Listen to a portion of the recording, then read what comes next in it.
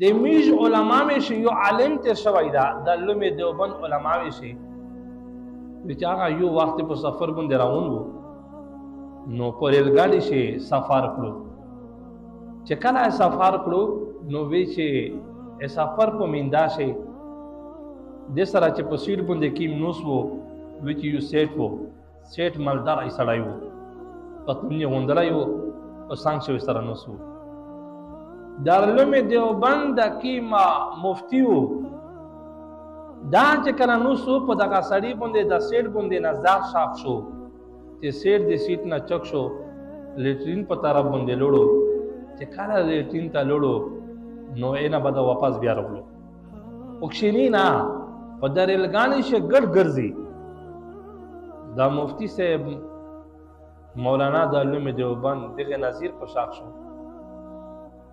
نو دغه نه بعد دا ورچک شو لیټرین ته وې کتلو لیټرین آدھے گنگئی نه ډاکو حکیم پیپیو هغه بند او دغه گندگی منگی بدبوئی واپسې نو مفتی مولانا محمود الحسن رحمت الله علیه وی چې کله ورغلو نو وی چې دې پزله شو وی چې دغه سړی دا قضای حاجت کو او ډېر گندگی دو او دا گندۍ سپکولې د پر سکشتانه خپل منځلو سینه وغړل وسینا دا حکیم لستنی دی دا ټیل کړل اینا بادا باړې شګې کړې اینا بادا پلاګیا شو پداغا نن پر ریل ګاډي شه په د لیټرین باندې لاګیا شو نه برشتا نه بستا د موي د تمنه دا غیرو پستلو دا سنگرټ ولا چې ته ډوبای و په ډوبي شي کلی پرتا وا هغه کلی روخستا او د لیټرین صدا د په صفه کوي او صفه کول مونږ لګیا شو اینا بعد دیورینا آی صفه کړل ایغه نه بعد ای به ورتاله کړی اکه موټی کولاو کړو اګنګي هار سے لری کړل چې کله د مو عزت منه دا صفوی مفوی دا هار سو وکړل لیټرین تک سپین کړو دا بال شو صفا سوترا شو وی چې نه بعد مولانا محمود الحسن رحمت الله علیه وی چې رواتلو شیلو سینه صفاکل دینه بعد ورغلو سیټ صاحب ته سیټ صاحب ورشا خپل قضای حاجت وکا لیټرین صفا دا اینا بعد وی چې هغه سیټ ورغلو سیټ پاشه قضای حاجت وکړو او د موی دتمنه په دا غریل غړي شو بل عالم د دغه عالم د علوم دیوبند عالم سره نه لګیدا چې کله دی دغه مولانا محمود الحسن رحمت الله علیه ولیدلو چې او د علوم دیوبند استوز لوی عالم لوی مفتی په خپل باندې لګیا دا ریل ګاډي شي د لټینې صفا کړو او دغه نه بعد بینه بعد سیټ پاغه باندې تقاضا وکړه مخ دغه سره نه لګي دا خو سمره بزرګ نیک عاجز سړی دا دمره خدمت ته پوشي یو سیټ اګه خدمت د ریل ګاډي شي بیا نه بعد لیټرین صفوی دا گندگی د موی دتمره میشتو چکلا لیټرین نو ویني وریا نه ونه تشتي آیا د بنګي تنظیم وکای آیا د ایسائی تنظیم وکای